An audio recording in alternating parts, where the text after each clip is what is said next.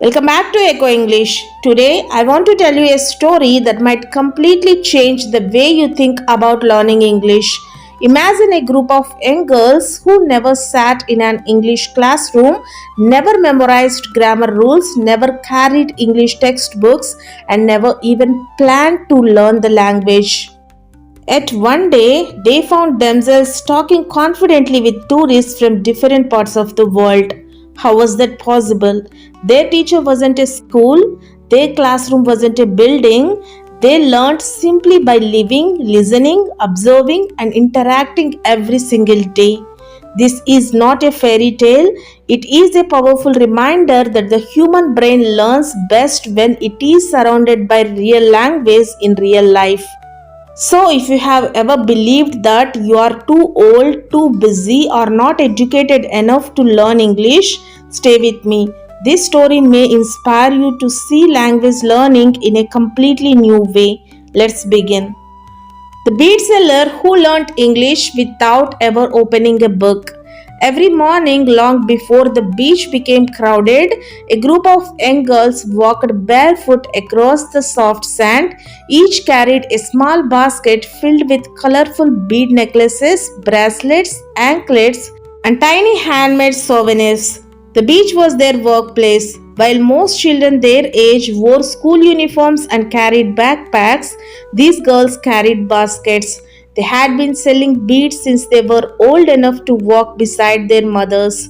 Many people looked at them with sympathy. They assumed the girls knew nothing beyond selling beads. But appearances can be wonderfully misleading. The beach welcomed visitors from every corner of the world. Families from England laughed together while watching the sunrise. Couples from Australia talked as they walked along the shore. Backpackers from Europe shared stories over cups of tea. Tour guides explained local history in English. Children played games while shooting happily to one another. The girls listened, not because they wanted to study English, simply because those voices became part of their everyday world. Day after day, month after month, year after year, English surrounded them like the sound of the waves. At first, the words meant nothing. Then they began recognizing familiar sounds. Beautiful, how much? Really, maybe later, thank you, very nice. Without realizing it, their brains quietly began connecting sounds with situations. When tourists smiled and said beautiful by looking at a necklace, the girls understood the meaning without anyone translating it. When someone asked how much before opening a wallet, they understood it was a question about price. When tourists said maybe later and walked away, they understood it wasn't a promise, it was a polite refusal. Nobody gave them grammar lessons, nobody explained tenses, nobody handed them textbooks. Their classroom was the beach, their lessons came from real conversations. Their teachers never even knew they were teaching. As the years passed, something remarkable happened. The girls started replying naturally. This one is handmade, blue is very popular. You can try it. If you buy two, I will give you a better price. The words came almost effortlessly. They weren't translating from another language in their minds. They had heard these expressions thousands of times in real situations.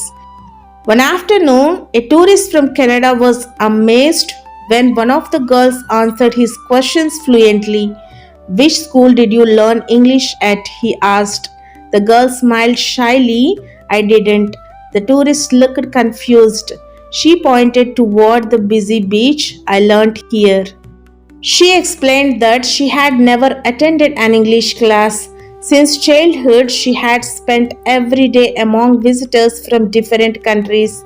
By listening to conversations, watching facial expressions, and noticing how people used words in real life, English slowly became familiar. She hadn't chased the language, she had lived around it. The tourist stood silently for a moment. He realized something many people forget.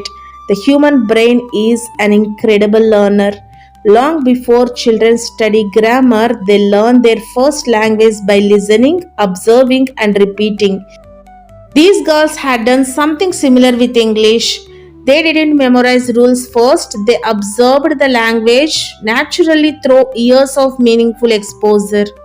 That day, the tourist bought several bracelets not out of pity but out of respect. As he walked away, he turned back and said, "Your English is amazing." The girl smiled and answered, "Thank you. Have a wonderful day." The waves continued rolling onto the shore. Tourists came and went.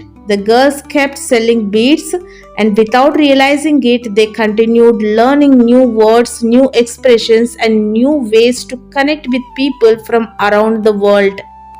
Their story reminds us that learning is not always loud, sometimes it happens quietly, one conversation at a time, one day at a time, until one day you discover you can do something you never consciously tried to learn. The environment you live in shapes your mind more than you realize. When you surround yourself with a language every day, listening carefully, observing patiently, and using it naturally, learning becomes less about studying and more about living. Sometimes the greatest lessons are the ones we never realize we are learning. What a remarkable journey! Those girls never chased English. They simply lived in an environment where English was spoken every day. By listening carefully, observing patiently, and using a few words whenever they had the chance, they slowly became confident speakers. Their story reminds us that learning doesn't always begin with textbooks, it often begins with curiosity, consistency, and daily exposure. If you want to improve your English, create your own beach. Surround yourself with the language every day. Listen to English conversations, watch English videos, read simple stories, and don't be afraid to speak even if you make mistakes. Small steps repeated every day can lead to extraordinary results.